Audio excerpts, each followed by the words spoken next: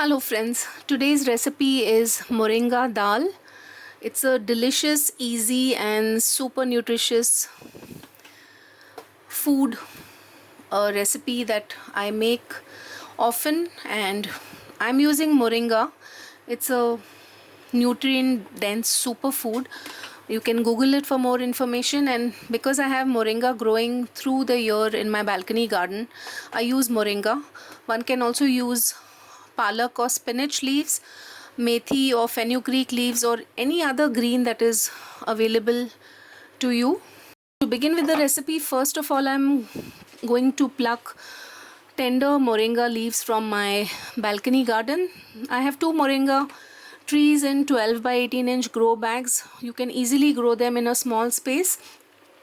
Keep them pruned to the height that you want so that you can harvest the leaves regularly. I have two videos on my channel. If you would like to grow moringa in a small space, please do have a look. I'll provide the links in the description. I picked the quantity that I needed, washed it well, and then placed it in a glass jar with water so that the leaves remain fresh till I use them. And in this recipe today, I have used tur dal, also known as pigeon peas or arhar ki dal. I soaked the dal in water for around 4 hours and then pressure cooked it. Dal an equal quantity of water and 2 whistles on the pressure cooker, and it looks like this, almost done. So you can just give it a whisk with a manual whisk, and now we are ready to prepare the dal. So I've taken around, say, 1 large onion, 2 medium-sized tomatoes, and diced both of them nicely. Nice wide pan or kadai, I've taken mustard oil and let it smoke, after which I've added mustard seeds 1 teaspoon, cumin seeds 1 teaspoon, and hing or asafoetida 1/4 teaspoon, and just let all of this crackle.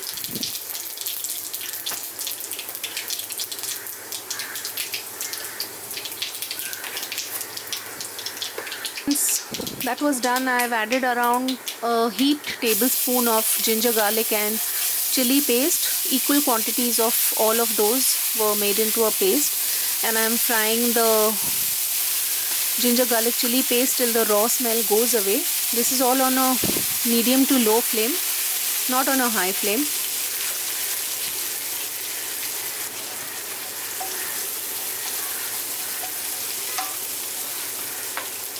After that, I've added the diced onions and stir it around a bit and let it become soft and translucent, after which I've added the diced tomatoes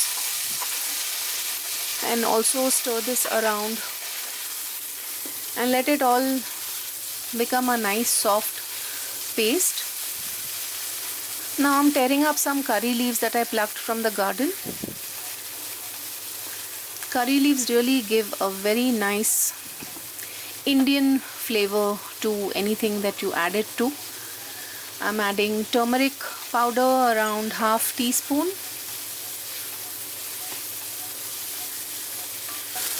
and I just added some water to help in the cooking process.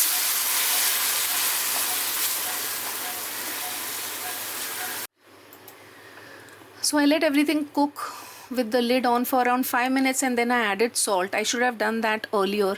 Salt really helps to kind of bring together everything, sweat everything down. And here I am plucking the moringa leaves, just pulling them out of the stem like this.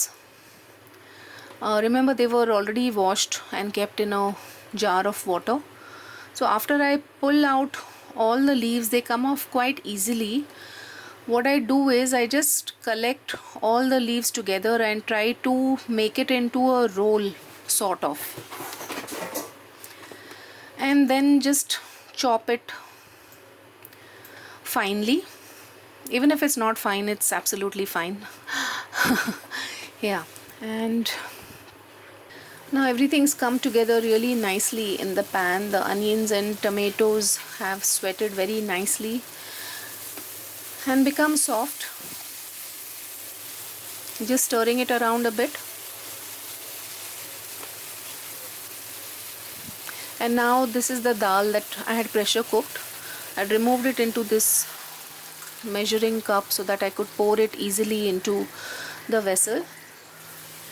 I'll just mix it up very nicely and then also adjust the water, clean out the measuring cup with the dal that remained. This is all on a medium flame.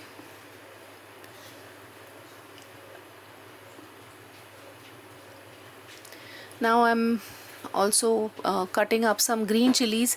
This is really up to you how spicy you want it.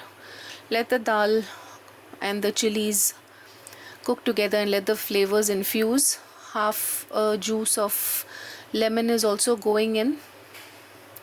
One can use dry mango powder or amchur powder, but lemon is great with the freshness. Here I'm adding the remaining water and let the dal come to a nice boil and let it simmer away for 5 to 7 minutes. You can see here the dal is simmering away really nicely. It's come together very well. And we are done. This is a very easy recipe, doesn't take much time. And now I'm adding the moringa leaves that we had chopped and kept ready. I prefer not to cook too much once the moringa leaves are added because I'd like to retain the nutrients of moringa.